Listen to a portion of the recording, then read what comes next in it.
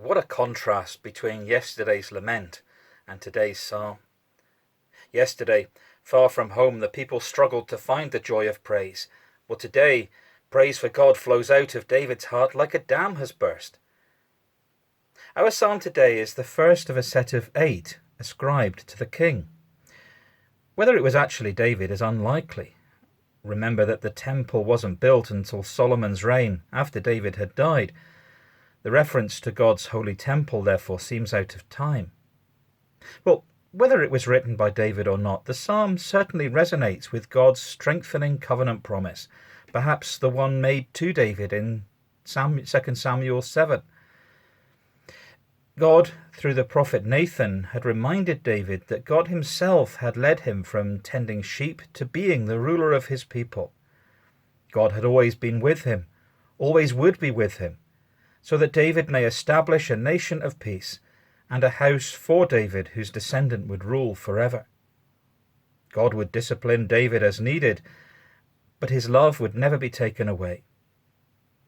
So through all the trials and difficulties David had faced, he was never forsaken, and so he found new strength in remembering the hope of God, and he was revived as he worshipped the Lord. Psalm 138 of David. I will praise you, Lord, with all my heart. Before the gods I will sing your praise. I will bow down towards your holy temple and will praise your name, for your unfailing love and your faithfulness. For you have so exalted your solemn decree that it surpasses your fame. When I called, you answered me. You greatly emboldened me. May all the kings of the earth praise you, Lord, when they hear what you have decreed.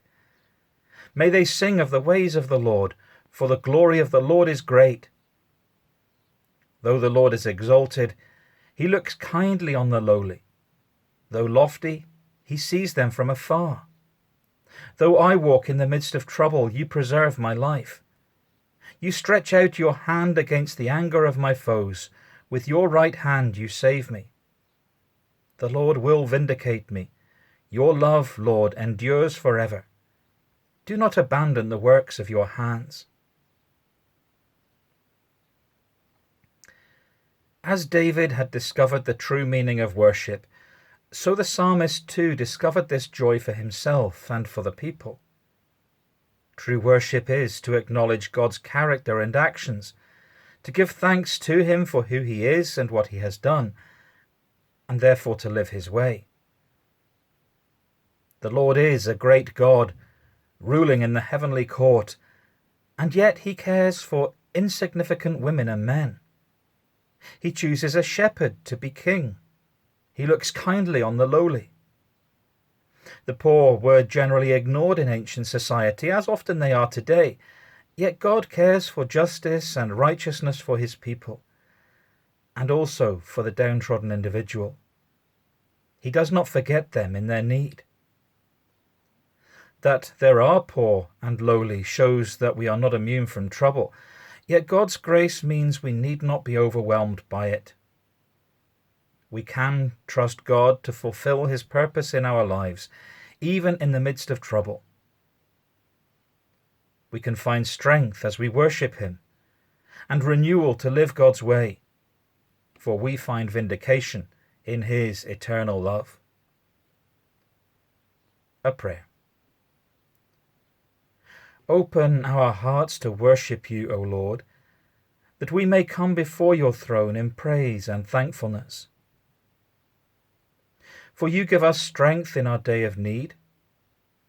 You restore to us the joy of salvation, and you renew us to reflect your character and actions in the world today. Lead us and preserve us through our trials and troubles, that our living may be an example to others, to the troubled and to kings alike, that they may hear your word and sing your praise. Living Lord, work in us and through us, that we may know the vindication of your enduring grace. Amen.